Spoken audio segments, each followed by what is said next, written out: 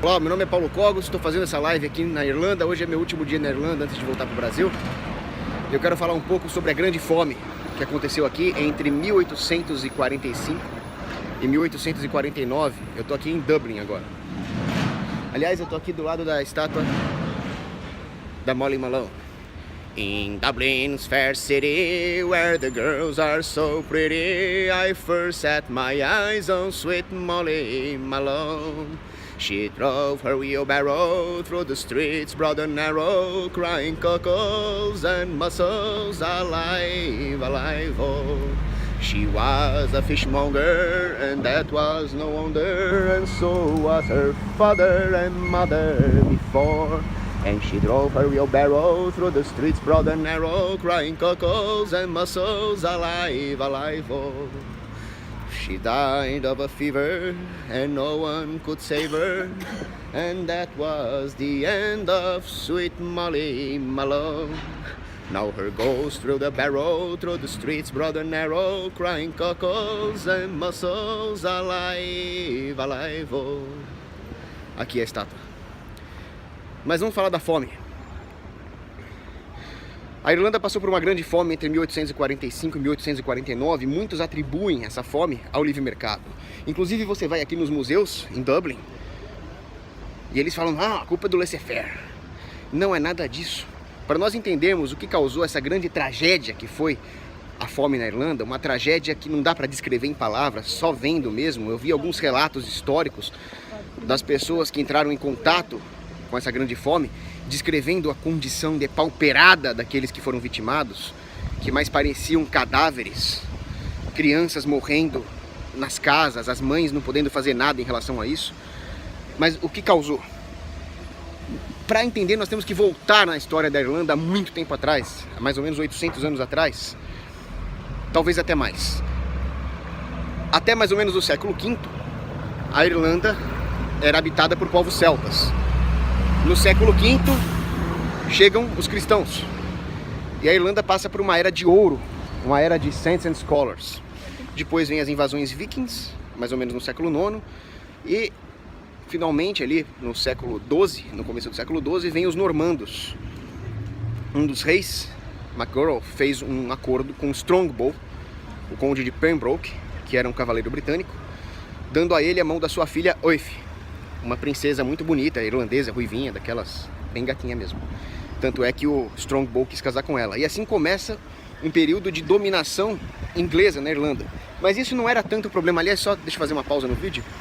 Knights Facility Service é uma empresa de manutenção. Gostei, porque é a manutenção de uma Europa cristã e livre, né? Para bom entendedor, remoção física de vocês sabem quem. Mas o que aconteceu? Os normandos chegaram aqui. Os normandos sempre tiveram essa característica de adaptarem-se à cultura local, ao contrário dos muçulmanos a quem eu estava me referindo agora. Eles fizeram isso na Normandia, por exemplo, e acabaram absorvendo muito da cultura celta e da cultura hiberno-viking que havia na época. E eles também eram católicos. Até aqui tudo bem. Tudo bem em termos, porque muitas das elites naturais que existiam naquela época, muitas dos clãs familiares que dominavam a Irlanda, acabaram sendo sobrepujados por guerras constantes, inclusive nas guerras que se seguiram, a guerra do Brian Boru contra o rei Sitric dos vikings. Então, os manors, as mansões fortificadas das famílias que dominavam algumas regiões, iam sendo capturados, recapturados, e com isso os mais fortes iam sobrevivendo. Então, não havia um regime de propriedade privada, como era o caso dos Brehons, as leis celtas, que sobreviveram muito bem até mais ou menos o período das invasões vikings, até depois, porque os vikings também tinham os Althens. O fato é que com essas constantes guerras de dominação, a força bruta foi sobrepujando a ideia metafísica de uma propriedade privada. Até aí ainda tinha saída, porque ainda havia a Igreja Católica para colocar uma restrição moral nesses mesmos reis. O problema começou a acontecer com Henrique VIII. E o Henrique VIII resolveu subjugar os reis da Irlanda. Esses reis se tornaram earls, condes. Eles já não tinham a mesma autonomia que antes. Então aquela elite católica normanda do cavaleiro Strongbow começou a ser substituída por uma elite pervertida baseada na Inglaterra. Londres começou a realmente mandar na Irlanda. Então as elites locais começaram a ser suplantadas de várias formas. Algumas simplesmente se renderam. Essa era a estratégia do Henrique VIII. Mas houve resistência. Houve muita resistência. Houve rebeliões no século XVI e essas rebeliões continuaram. Hugo O'Neill, Chichester, vários são os heróis que se rebelaram contra a dominação inglesa. Mas a Elizabeth I, que foi uma das piores canalhas da história, resolveu fazer um sistema de plantation. Então houve a plantation em Ulster, que é a região da Irlanda do Norte, houve a plantation em Munster. O que eram as plantation? Era simplesmente expulsar as elites locais católicas e plantar, por isso o nome plantation, uma elite protestante ligada à coroa inglesa. Com isso, muitas famílias foram expulsas dos seus antigos castelos e substituídas por condes. A situação piorou com Oliver Cromwell. O Oliver Cromwell chegou ao ponto de destruir mosteiros. O Henrique VIII também fez isso, mas ele fazia coisas, por exemplo, eu estava agora numa cidade chamada Limerick, agora que eu cheguei em Dublin, né? Em Limerick tem uma catedral chamada Catedral de St. Mary, e nessa catedral eu fotografei as marcas de espada nas paredes da catedral feitas pelas tropas do Oliver Cromwell. Esse era o respeito que ele tinha pelas instituições religiosas que são tão cruciais na manutenção da civilização europeia. Plantation. Plantation, em outras palavras, é um roubo de terra. Foi isso que foi feito. Não havia propriedade privada da terra. As famílias irlandesas foram alijadas do seu direito de propriedade sobre a terra. E a situação só veio a piorar.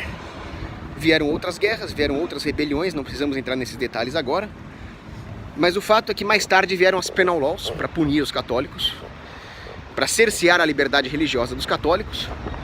E embora a Irlanda tenha atravessado um período de prosperidade econômica de 1700, mais ou menos, até 1800, uma época onde houve grande expansão dos portos e do comércio internacional, uma época, inclusive, alavancada pelos avanços industriais, quando Napoleão foi derrotado, lá, em 1815, Waterloo, e o preço das commodities cai, a economia local, que não possuía capital próprio, mas que dependia do comércio internacional, sofre com a queda no preço dessas commodities. Não havia capital local porque não havia incentivos para tanto. Como que as famílias irlandesas locais vão investir em algum capital se a coroa britânica pode tomar delas a qualquer momento? E era exatamente isso que eles faziam. Para piorar, em 1801, a coroa inglesa fez ali as Corn Laws, que eram legislação de proteção dos grãos. Era protecionismo. Isso mantinha o preço artificialmente alto dos grãos, mesmo quando havia plenitude, mesmo quando havia fartura. E com isso havia todo o incentivo dos lords ingleses adquirirem mais terra para plantar os grãos e exportar, e roubar as terras que as famílias, os seus pequenos tenants, usavam para produzir comida para suas próprias famílias. O preço da terra ficou caro por causa desse protecionismo britânico e por causa do roubo de terras. Resultado: as famílias irlandesas possuíam pequeníssimos lotes para sua subsistência. Muito poucos. Abaixo daquilo que seria tecnologicamente viável para manter uma produção durante uma crise. Eles acabaram se restringindo à plantação de batatas, porque as batatas, elas são nutritivas relativamente e elas consomem pouco do solo. Interessava isso para os lords ingleses. É uma tragédia o que aconteceu. Eu visitei alguns castelos aqui, da família Butler, dos Earls de Ormond. Todos eles, a mesma história. Era o castelo de uma família, eles tiveram que sair quando veio Oliver Cromwell, perderam terras. Agora, curiosidade, nada se compara ao dano que a democracia causa. A democracia é o que causa mais dano, porque mesmo depois do Cromwell, mesmo depois das plantation, os caras até recuperaram os seus castelos, essas famílias. Mas com os impostos escorchantes da atual social-democracia, depois de 1945, muitas dessas famílias tiveram que vender os castelos. É triste. Foi o que aconteceu com o castelo da família Butler, em Kilkenny. Eles resistiram todos esses anos. Passaram por todas as guerras, mas não resistiram aos impostos da social-democracia. Triste.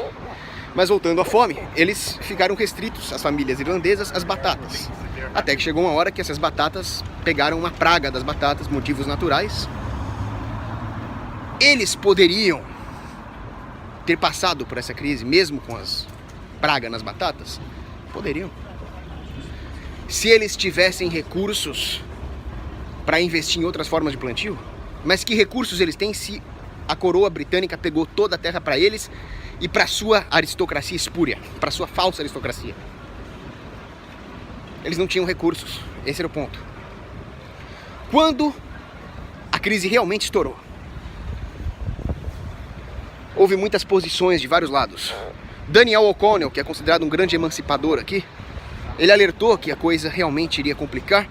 Ele inclusive lutou pela emancipação católica contra os penal laws. Ele é um grande herói aqui, o O'Connell. E ele disse que alguma coisa precisava ser feita, caridade. Mas, do lado britânico, existe um sujeito aqui que o nome dele é quase um palavrão. Trevelyan. O Trevelyan é um dos caras mais canalhas da história irlandesa. O Trevelyan, que era um ministro inglês, disse: é bem feito que está tendo essa fome, porque a promiscuidade irlandesa em fazer filhos, etc., é que fez com que Deus os punisse com essa praga. Olha a postura do cara. Como se fazer filhos fosse um pecado, esse é um mandamento de Deus. Crescei e multiplicai-vos. Isso é a influência malthusiana no pensamento desses caras. E ele não quis nem ajudar, nem deixar que ajudasse. Chegou um ponto em que a rainha Vitória, apenas por motivos figurativos, por marketing, mandou uma ajuda irrisória para aliviar a famine. Primeiro que é estatal, logo essa ajuda deve ter saído do bolso do pagador de imposto inglês, que também foi roubado. Mas, além de ser irrisória, ela não queria que ninguém superasse a quantia dela. Existiam outros príncipes no Sacro Império Romano Germânico, etc., na Prússia, querendo mandar ajuda para os irlandeses. Existiam nobres, filantropos, empresários querendo mandar ajuda. A rainha Vitória não queria deixar com que ninguém superasse a dela. Logo, ela mais atrapalhou do que ajudou. Quem realmente ajudou? Quem realmente deu caridade, que é o que nós precisamos? A esquerda gosta de falar, não tem que dar esmola. Tem que dar esmola sim, principalmente numa situação de emergência dessas. Adivinhem. A Igreja Católica. Óbvio! O Papa Pio IX. O Padre Matthew. O Padre Matthew, ele é uma outra figura, um expoente aqui na Irlanda, que ele é o pai da temperança. Ele sempre criticou o hábito irlandês de beber álcool. Independentemente disso, eu acho que tem que ter temperança sim, mas eu gosto da maneira como os irlandeses sabem se divertir. Aliás, é por isso que tem tanto brasileiro aqui, porque nós brasileiros temos em comum com os irlandeses uma história trágica, mas que não afeta a nossa capacidade de ser feliz e se divertir. Isso que eu acho bonito aqui. Por isso que nós nos damos bem. Tô até com o Perry, que é o bonezinho irlandês. Então esse padre também ajudou muito. Muitos empresários ajudaram. Mas acontecia uma coisa terrível chamada eviction. Os lords ingleses expulsavam as famílias irlandesas que não conseguiam pagar as suas dívidas. Expulsavam. Deixavam eles morrendo de fome. Deixavam eles sem nenhuma terra. Essas evictions são imorais. Primeiro porque não era uma questão de propriedade privada, mesmo se fosse, seria extremamente imoral. Mas aquilo era a terra que foi roubada dos irlandeses. Eles não tinham só o dever moral de deixar esses caras usarem a terra, mas o dever legal, porque aquela terra foi roubada. Mesmo assim, as famílias irlandesas foram expulsas das suas terras. Muitos tiveram que emigrar, muitos foram para os Estados Unidos, muitos foram para o Canadá. E nessa época começaram a acontecer pequenos felonies. Felonies são pequenos crimes, como por exemplo, furto de comida. O famoso furto famélico. Vocês sabem que pego pesado com bandido, eu sou a favor da pena de morte, sou a favor de torturar e matar o estuprador, sou a favor de deportar todos os muçulmanos. Agora, o cara tá lá na Grande Famine, teve a sua terra roubada, ele furta a comida dos mesmos ingleses que roubaram a terra deles. Dá pra pegar leve, né? Furto famélico, família passando fome, eu roubaria. Sabe o que eles faziam? Deportavam o sujeito pra Austrália, em navios prisão. Coitado, furtava uma comida ali, ia pra Austrália, junto com bandidos barra pesada. Isso desestruturou demograficamente a Irlanda. Hoje a Irlanda tem o quê? 8 milhões de pessoas? Calcula-se que se não fosse a grande fome e toda essa emigração consequente à grande fome, era para a população irlandesa hoje ser de 20 milhões de pessoas. Teríamos 20 milhões de cruzados gaélicos para nos ajudar a defender a Europa. É uma guerra contra a população. Aliás, existe uma música muito bonita sobre isso. É uma música sobre um homem que foi preso por furto famélico e por se rebelar contra a coroa britânica, ele está sendo separado da sua família. In a lonely prison wall, I heard a young man calling. Nothing matters, Mary, when you're free. Against the famine and the crown, I rebelled, they cut me down. Now you must raise your child with dignity. Low lie the fields of Athenry, where once we watched the small free birds fly. Our love was on the wings, we had dreams and songs to sing. It's so lonely round the fields of Athenry. Pois é, pesado, né? E esse foi o resultado de 800 anos de destruição das elites locais, destruição da propriedade privada pelo imperialismo britânico. E o pior, vem também a destruição cultural, a ponto de que hoje os irlandeses querem tanto se assemelhar aos ingleses, que estão se assemelhando a eles no que eles fazem de pior, que é matar irlandês. Prova disso que o aborto foi legalizado aqui. Agora os irlandeses vão matar irlandeses como os britânicos sempre fizeram. Mas houve um Gaelic Revival após a Grande Fome. Muitos nacionalistas, patriotas irlandeses perceberam que tudo que a coroa britânica falou durante todos esses séculos para justificar sua dominação era mentira. Os ingleses ofereceram várias falsas soluções, como o Partido Novo nos oferece hoje, para enganar os irlandeses, dizendo, não, vocês podem ter talvez o seu próprio parlamento. É o famoso Home Rule. E muitos nacionalistas irlandeses perceberam que tudo isso era mentira. Home Rule, coisa nenhuma. Basta ver o que aconteceu ao longo de toda a história dos revolucionários, desde Wolfe Tone, por exemplo, em 1798. Então, eles perceberam que se avizinhava a hora de uma revolução armada. E nós temos que entender isso, nós temos que nos inspirar nesses caras. Eles cometiam muitos erros. Tinha sufragete no meio, tinha socialista no meio, tinha sindicalista no meio, James Connolly.